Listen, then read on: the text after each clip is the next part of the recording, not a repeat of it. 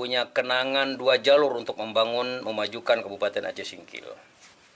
Begitu juga dengan Pak Dul Mursid. Masyarakat harus tahu, intinya Pak Dul Mursid punya kenangan. Apa kenangannya? Yang terbesar itu adalah Jembatan Handel.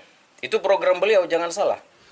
Dari mulai abutmen tahun pertama, leger besi kedua, ketiga rangka bajanya, keempat baru pengaspalan. PJ Bupati itu yang kemarin itu hanya mengesahkan saja. Pada intinya yang membuat program itu adalah Pak Dul Mursid. Baru yang kedua, dari Sopindo kepada daerah Sanggeberu, dulunya itu kan tidak pernah tercapai untuk diterobos, untuk diaspal itu HGU. Tapi dengan jasa Pak Dul Mursid sama anggota dewan yang terhormat kemarin, alhamdulillah sekarang kan akses jalannya sudah diaspal.